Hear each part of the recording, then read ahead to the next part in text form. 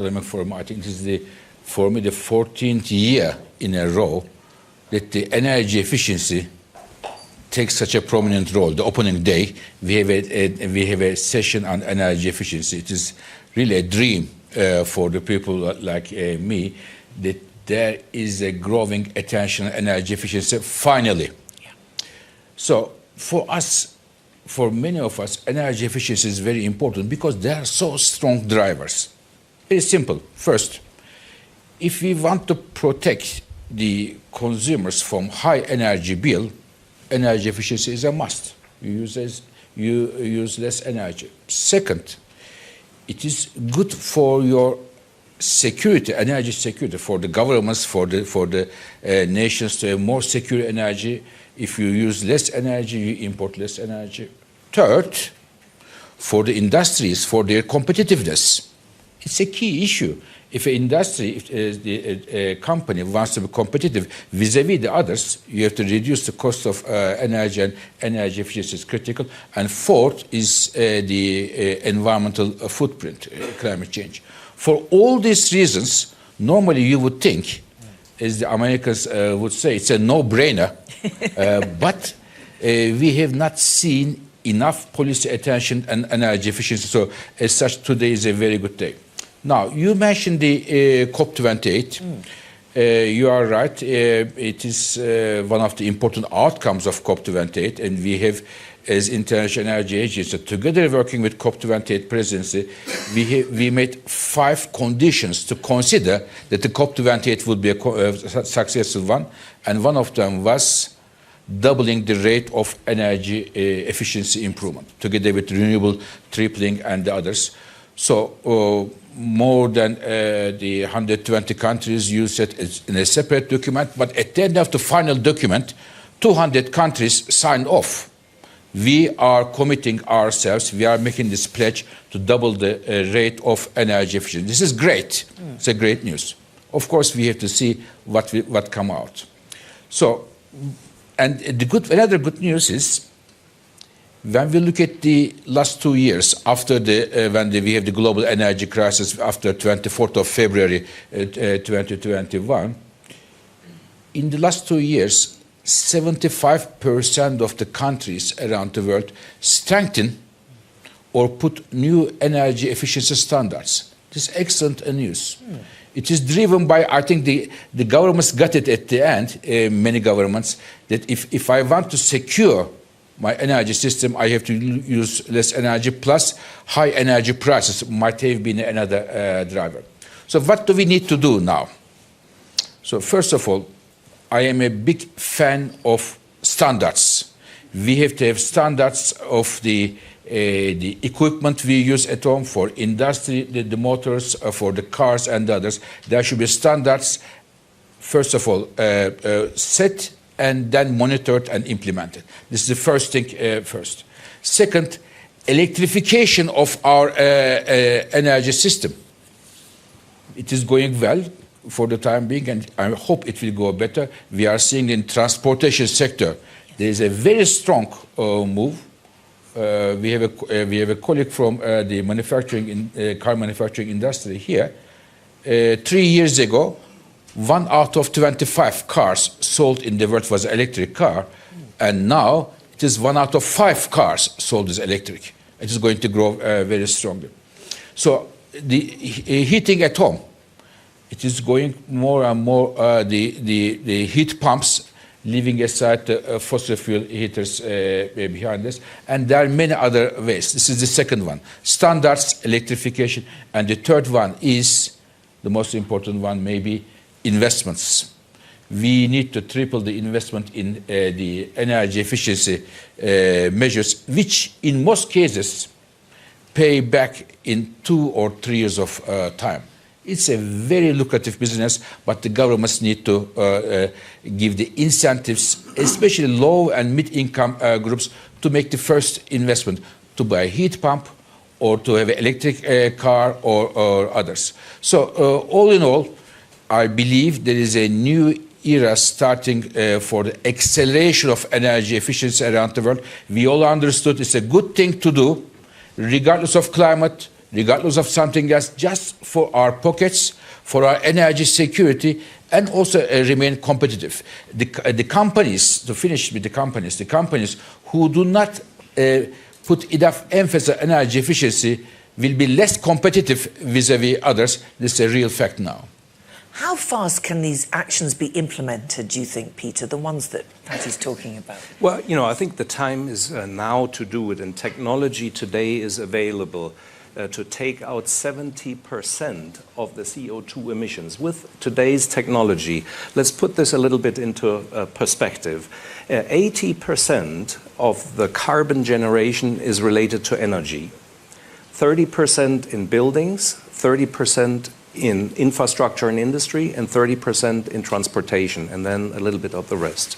Now, if we look at buildings, for example, since it's a third of the block, to put it into perspective, you said earlier until 2050 we have 10 billion people on the planet. That's 2 billion more than we have today. Plus, there are 1 billion people that don't have access to energy today. We want to bring them also into the fold of having access to energy, because it's the passport to a good life. So 3 billion people that will be put into energy at that point in time, and that also need housing. Just to give you an idea, we need to build until 2050 what China has built and what Europe has built just to house these people. Now, all the infrastructure in buildings that are there in Europe, they're going to be there in 2050. We're not going to rip everything down and build it new. So we need to renew what's there, and we need to do it at speed. Now, the payback period, and you know, many of us are business people, so we're worried about the payback period. The payback period of renewing your building or your facility can be 2 to 3 years. And I want to go all the way down to an example so people can see that it is actually working. We've been working with a Japanese company in the pharmaceutical space, Takeda, and their facilities in Singapore. We've put systems in to understand how the energy is used. We help them to reduce it, to be more efficient. Then, of course, we added also together some solar rooftop to it. Put a little bit of what's called a microgrid into the building so they can manage their energy. Today, they're net negative. They're actually furnishing 15% of the energy into the grid, renewable energy into the grid. Of course, you can say, well, they have the luxury of having a big rooftop and a lot of solar. Yeah, that's one solution. But we can talk also about the 600-year-old hotel that we've done in France with clients. And the payback period, again, 2 to 3 years. So the action is now. We need to have governments understand. And also, you know, if there is a good policy to subsidize, let's do it. Well, when you're discussing the transforming energy demand, Dr. Kadri, with policymakers, what area do you want help from them? So talking about this energy, I think I want to come back to what was said before, talking about the policymakers. There are 3 pillars which are really good in the report: is save energy, don't waste. It's no-brainer to take the American saying. Second is energy efficiency, and 3 is value chain partnership. We cannot do it alone. And I represent here the chemical industry, right? So I do whatever Peter says. So on our sites around the world, I put solar, where our site is blessed with solar, etc. And indeed, there is efficiency. But in the hard to abate, we have a bigger problem, right? In how to decarbonize our industry. So we are doing all of this. We are working on process efficiency, right? I think the energy crisis in Europe was a wake-up call, and we didn't waste this good crisis. We start living with less gas in Europe. We started reimagining our energy input first, right? Going to biomass, looking at other ways of producing steam, the excess of energy, like you said, Peter. We, as an industrial leader and player, and we are not an energy maker, we are selling energy into the grid and into the communities, the excess energy. And this is great, while improving the efficiency of our steam operations, up to 5% reduction in every site, just steam. So those are great things, and digitalization, AI, is making the invisible visible in an old industry like the chemical industry, which is great. And that's what we like as leaders, is to see the hidden parts of the iceberg, to cut the waste. And if we reuse those byproducts, etc., it's not a waste anymore. So what I tell to the policymakers, we need energy affordable at scale, because I'm not an energy maker. When I'm ready to decarbonize my site, I need it available 24/7, 365 days a year at the right price. In Europe, and we are here in Europe, it's too expensive still. And we know it's not competitive as compared to other regions in the world. I tell them to rethink regulation. Okay. I love regulation. It needs to be harmonized, simplified, specifically in the EU. We need unity, not uniformity always, but we need unity. And it's still too long to get a permit. Permitting is insane, 2 to 3 years to get just a permit, etc. So we need that. Second, we need reinforcement of IP and protection, specifically for the good guys who are doing the right thing. We need regulatory recognition. Where is it? From the regulatory point of view, but also link the dots with the investment community to promote the people who are doing the right thing. And the last one, it's scale up innovation. I think Peter said it very well. Innovations are there. We are scientists. We are bringing those innovations. But we don't need anecdotes. We need to sit on critical mass, mainstream. And that's why we need regulatory environments, friendly to business, to help us to scale them up, to be able to go faster in our decarbonization efforts, and therefore to make it cheaper and more affordable for many other players. And value chain is important. Small and medium-sized companies are today suffering from those green revolutions, which are not easy for them to embark on. So cheaper and making it more affordable are key issues, Dr. Shah. What initial financial sacrifices do companies would have to make to implement these energy demand-saving actions? I think it's a myth that you need financial sacrifices for this. And let me start with a dream. What if the world requires less than half the amount of energy it needs today to operate in exactly the same manner that it operates today? This is possible. I represent the Mahindra Group. We operate in 20 industries, from automotive, farm to real estate, solar, hospitality, and so on. But let me talk about two of our industries that are the most users of energy, auto and farm equipment or tractors. We began a journey in 2008, and we've been measuring the amount of energy required to produce one automobile, or an equivalent unit of automobile, which is how many autos can be produced in 1,000 minutes. And similarly, the amount of energy required for 1 unit of tractors. We have a 95% energy productivity in this time period in auto, and 87% in farm. What that means is we have effectively reduced energy usage almost by half. So this is possible. The question is how? And I'd say there are 4 key areas that we focused on. One is the simplest one, which is energy efficient equipment. That's a no-brainer. That requires some investment, yes. The second is process changes. And technology today affords a number of different process changes, from the simplest things of if you don't need a machine, it turns off automatically, to heat transfers to a number of other areas. The third is supply chain collaboration. Example here is a certain type of paint allows us to use less energy in the paint process. And fourth is the product and design of products. And here I'll take an example on buildings. We've just launched 2 residential complexes which are net zero.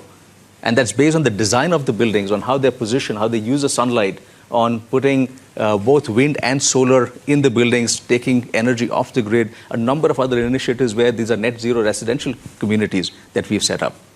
So these are the various actions that can be put together. And what we've seen is that through multiple projects, the payback period is typically 12 to 18 months. So there are no financial sacrifices in doing that. There is no silver bullet, though. I will not sit here and say that here are 3 things you can do and this happens overnight. Our team has literally done 3,600 projects in the last 16 years. We are at a run rate of 300 projects a year. And each project has obviously a small impact, but collectively when you put them together, you see the impact that's far greater. And the question then is, how do we scale? And this is where I would give a lot of credit to the World Economic Forum in terms of what it's done over the years.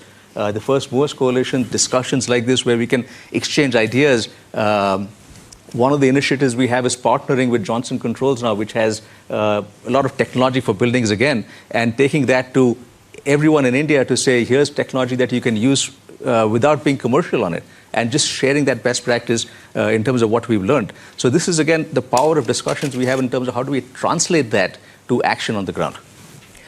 Bob, how do we translate that to action on the ground? How do you align the public and private sector? So the good news of going last and the bad news of going last is you may run out of time, but you can actually pick up a couple of points along the way and pivot. And I do want to bring a couple of examples to life what my fellow speakers have talked about. So great news that we're having this conversation to raise the awareness. But let's go a little deeper on awareness. In our own PwC CEO survey that we launched last night, when we talk about the issue of climate and emissions, 75% of 4,000 CEOs around the world saying they're actually taking action in the energy efficiency space. And the reality is, if we are taking those actions, as you just said, we wouldn't be having these conversations if we took the right actions at scale. And that's the real challenge right now.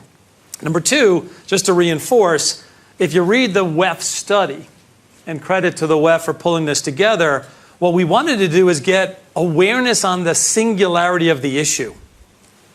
And if you go back to some of the major messages coming out of the COP meeting, we had, let's make sure we reduce emissions and think through what I'll call the carbon-intensive phase-out in terms of what you need to do for energy. You needed to increase renewables, and you needed to deal with the efficiency point on energy. And we're trying to singularly get some more focus on that last point of the 3, because the other 2 have gotten a lot of time and attention recently. Now, again, let's take that back to a business perspective for a moment. In most of the organizations that might be in the room here today, you probably have a centralized point of view of where to connect with and ultimately contract to get the supply of energy. You have a decentralized view of how to think about the use and consumption of energy. And that's the major point here. So when we talk about awareness, we're looking to do 2 things. Create the focal point to say we got to focus on consumption now. And second, awareness of the many different choices on the menu, of which you can pick many of them, small little ones, that'll move the ball forward. And we're looking for incremental savings at scale. So as you go back to what the WEF has done with the IBC, and Peter talked about it previously, it's what can we do now to A, create the awareness, B, can we share more best practices and give people more of a menu of choices to make some decisions on, and these decisions go in the area of savings, which is quick, easy, a decision just needs to be made. It's an operating expenditure. There's other decisions that are more around efficiency that may be CapEx, and you do have to make some investments. But as Peter said, the ROI is almost immediate.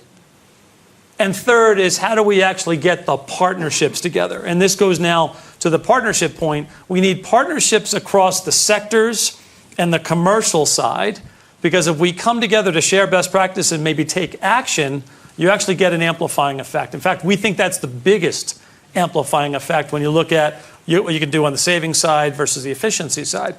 And the second piece of that partnership is with governments.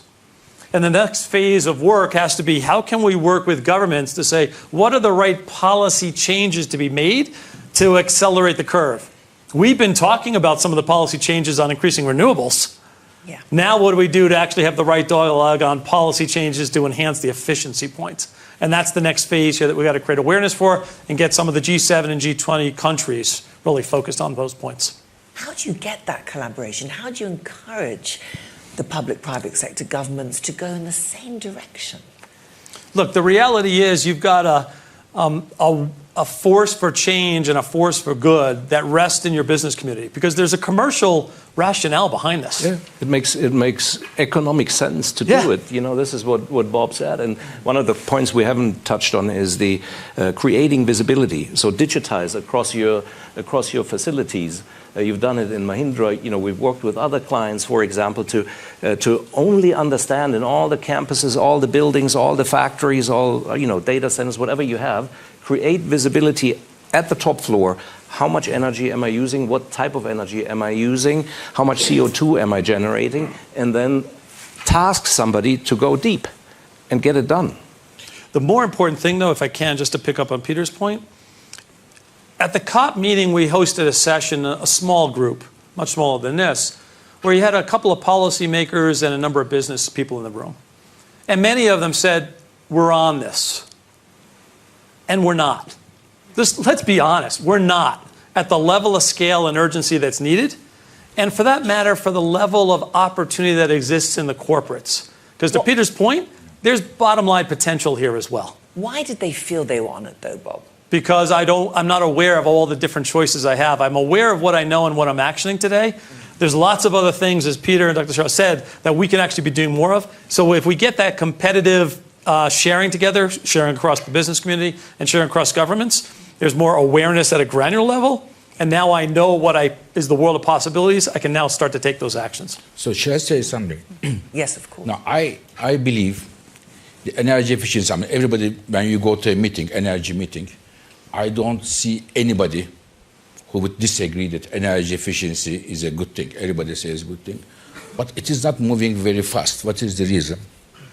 First of all, I don't think that the energy efficiency will improve by saying to people, let's improve the energy efficiency in the television, making the advertisements or in the schools. It can help a bit, but it is not the main story. And the companies wouldn't take the energy efficiency measures, make the investments only to, or mainly I should say, to make a public service. They would only do, most of them at least, if they have a commercial interest on that, to be very frank on that. So with all respect to my colleagues here, so therefore there should be some mechanisms to make sure that the companies, if they put the energy efficiency measures in place, they will have a competitive edge vis-à-vis others. This is number one. Number two, also for the consumers, the households and the others, they wouldn't save energy just for the sake of saving energy. There should be, I may be seeing too of a government point of view, but there should be standards. Without standards and norms, this would not work. I'll give you one example. Today, the biggest challenge we are facing in the world in terms of the climate change, most of the emissions come from the power generation. Okay? And when you look at the Asia, you know what is the number one, by far number one driver of power demand? It is by far, it is air conditioners. And they will grow very strongly, air conditioners. And when you look at the Asian countries, developing Asian countries, the amount of energy you need for an air conditioner to provide the same comfort compared to Japan, you need 3 times more electricity because they are inefficient.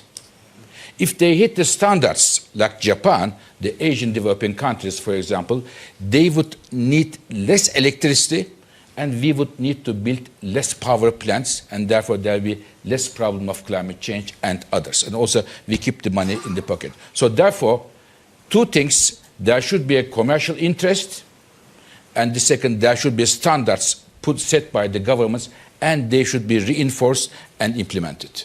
Fatih, what if the governments change? And what if you have governments, let's say, that change that are not supportive of these kind of policies? Yes.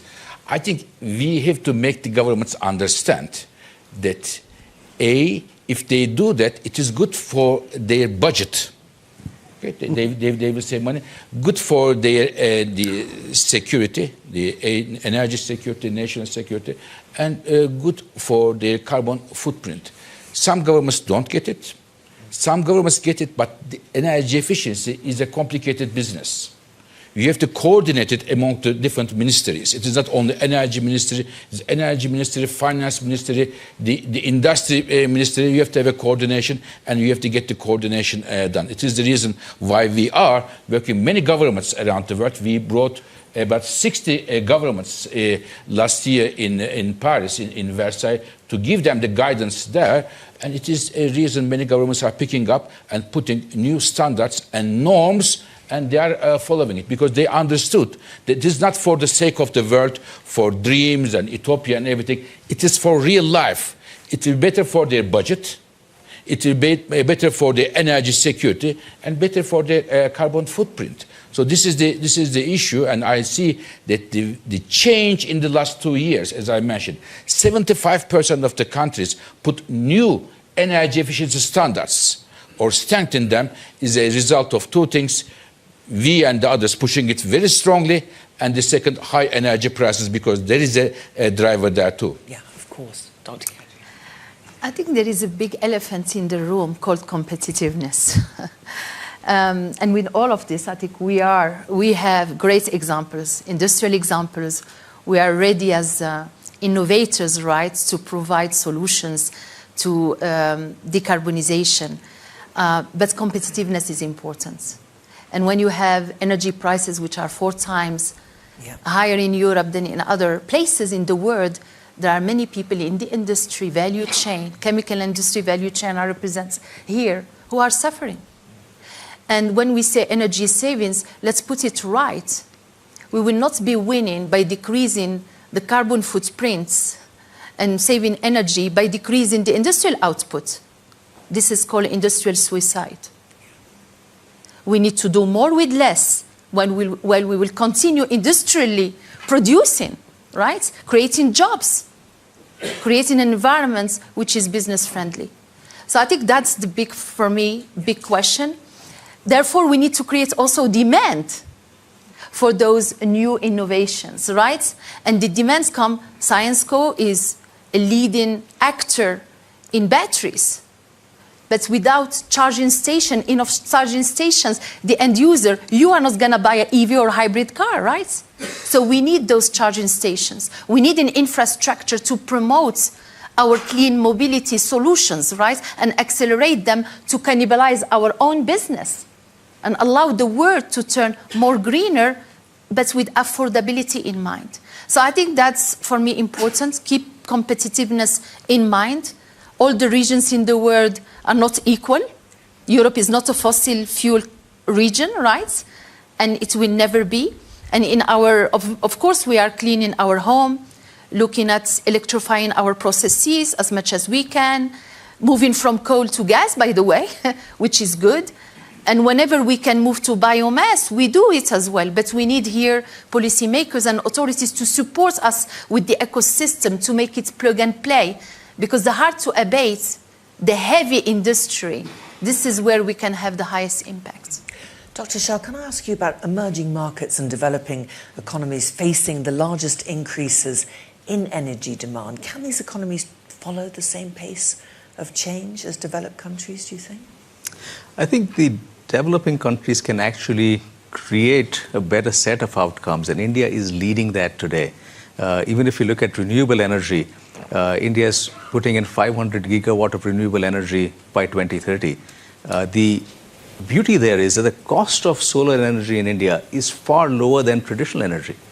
And we've run a solar business, and we're moving all our plants now with captive solar energy. We can set up a captive plant in one part of the country and have it transmit over the grid wherever you want. And it's a 30 to 40% saving in energy. So it's a no-brainer. Coming back to what you said earlier, for companies to come in and do that. So I think emerging countries are going to, in some ways, show the way and rewrite the rules in terms of how energy can be used.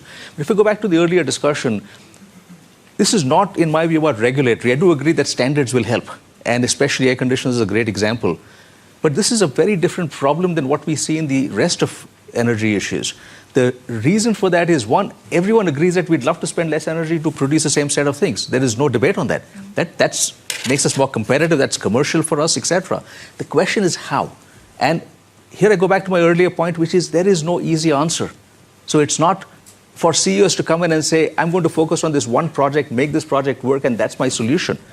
Right? It's about getting the entire organization committed to it, because that's where the results are going to come. And unless that culture change is driven across the organization, I go back to what Bob was saying about best practice sharing and show them, here are things that you can do. Right? That's where the difficulty comes in. Right? There isn't something I can show in the next 3 months that I've got an answer on this, I've solved this problem. Right? It's a long-term problem we have to solve. Just something. You made in India a very good thing, LED lighting. That's right. This is a huge program, LED lighting, and we are taking it as a best practice, and we went to Indonesia. Because in the energy efficiency, it is, unlike the other parts of the energy sector, it is much easier to share the best practices because they are not very different from each other. It can be lighting, it can be the air conditions, it can be the cars, the standards for the cars and others. So therefore, what India has done and LED lighting is an excellent example to be shared as a best practice with the rest of the world. And it is not only, it doesn't need to come only from the developed countries to developing countries. It can go from a developing countries to another developing countries if it is a successful one. In my view, it's a very successful one, the LED lighting you have achieved there. Yeah, that's exactly right. And I would just add to it, which is, as you talked about what can governments do, right? The government in India is proactively pushing climate change in a very big way. Right? I represent FICCI, which is one of India's oldest and largest industry associations. And in discussions with the government, they're actually pushing industry to actually do a lot more, a lot faster. Peter, I know you want to come in. I wanted to come back to the white paper that we've done together with the WEF, because we've deliberately picked quite a few examples, and I think it's about these examples. It's a very complex environment, whether air conditioning in building management system, efficient pumps that ought to be used in buildings and so forth. In the manufacturing environment is again different, whether you have hard to abate and you don't have enough electricity to substitute a steam process with electricity. When you go into light manufacturing, it's a different story. You go into a data center. These are to a large extent carbon neutral today, and there is some work to be done even more. So we pick these examples in the white paper, and I invite everybody who has the power to make change to read some of those, and we will come out with lighthouse examples so we can share. And it's not about who has done what, but what's possible. Practical examples. I'd now like to open up questions. Yes, sir, and if I can ask you to keep your question short and keep it as a question, not a commentary, and introduce yourself as well. Thank you so much. Sir, you're first. Hey, thank you indeed. I'm Kai Mykkänen, Minister of Energy and Environment, Finland, which is a small but energy intensive country. And we had last year actually already 94% fossil-free electricity, and we've decreased emissions by almost 90% since 2010. The problem is seasonality. We had last year 467 hours of negative electricity price, so more than 19 days in a row if you put it. But on the other hand, 2 weeks ago we had a day where we were having 2 euros per kilowatt hour for almost whole day. And my question for you is that how you see this balancing challenge, that is the result or the answer more from the demand side, that do we see potential for example, buildings or electric vehicles taking the largest part of the demand response and balancing challenge, or does this mean that we actually need clean baseload as nuclear, we need flexible weather independent energy, not only wind and solar, because this is what we are now considering heavily, and of course we try to solve with all these angles, but you can now give your wise advice. Thank you so much. Dr. Birol, I know you want to answer. So what you can do is in Finland or the countries like that, there are 3 areas. One, demand side response, and this is more the making sure that in the difficult times, the efficiency measures come in place. This can be as a result of, again, standard norms or a different type of pricing of electricity. And the second one is, in addition to the renewables, it is important to have the hydropower or nuclear power in the mix. And I believe with the increasing share of renewables, and in the countries where there is a seasonality issue, nuclear power can play an important role. And it is the reason why we are seeing around the world nuclear power is making a strong comeback. Absolutely.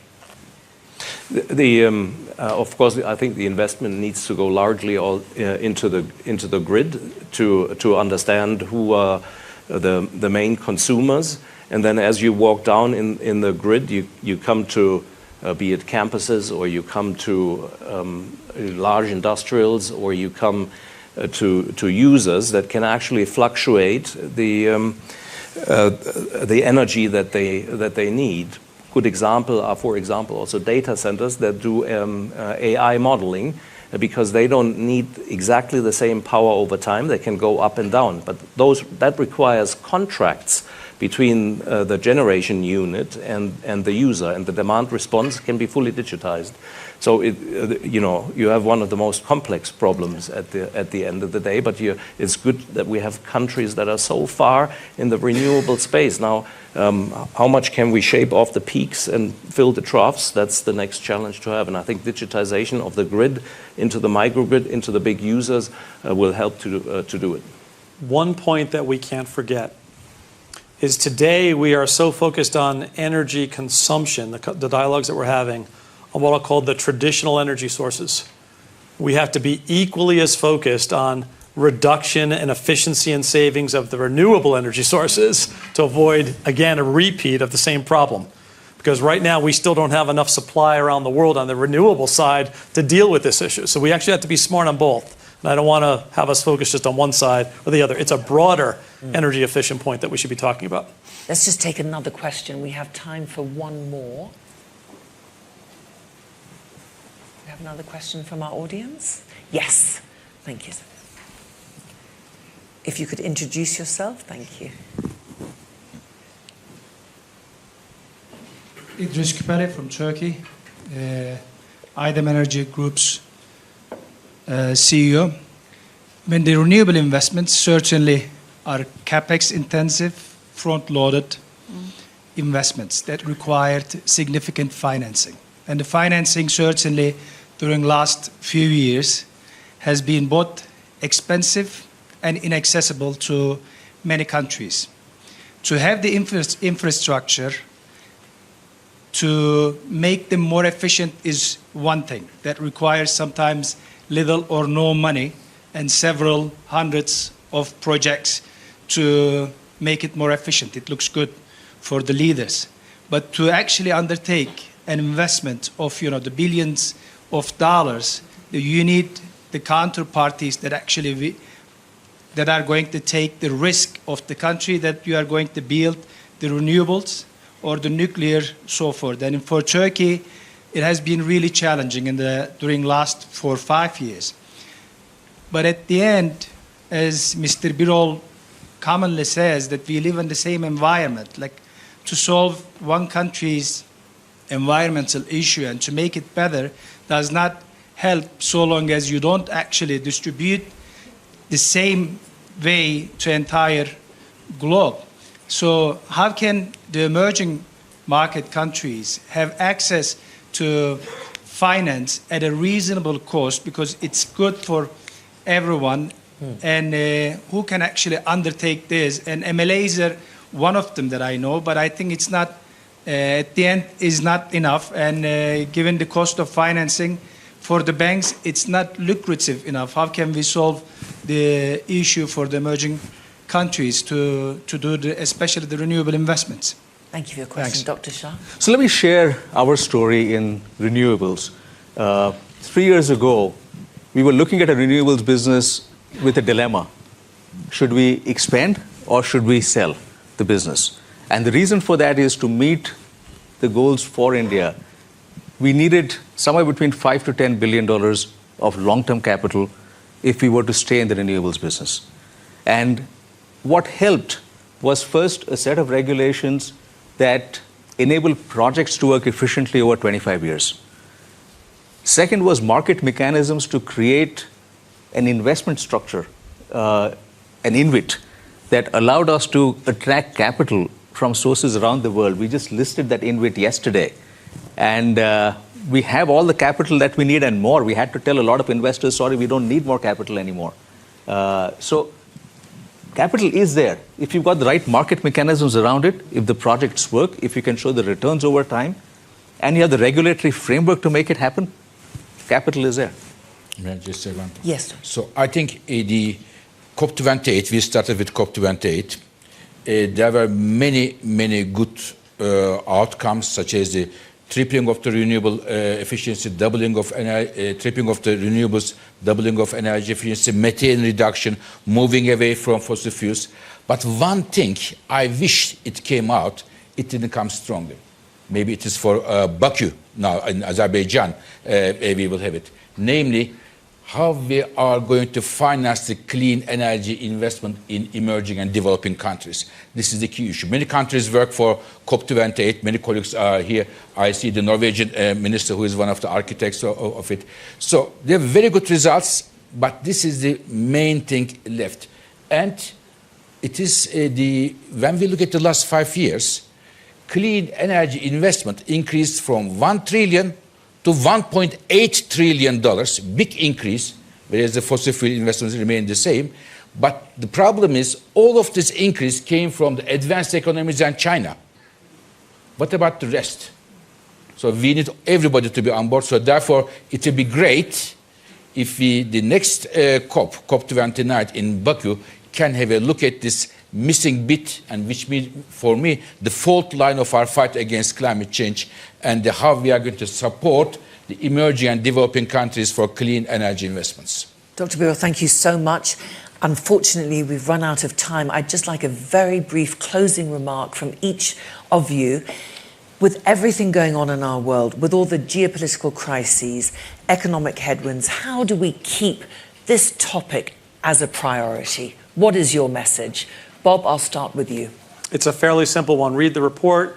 30% savings on the energy usage, $2 trillion of savings from an economic commercial perspective, and that gets to your competitive point.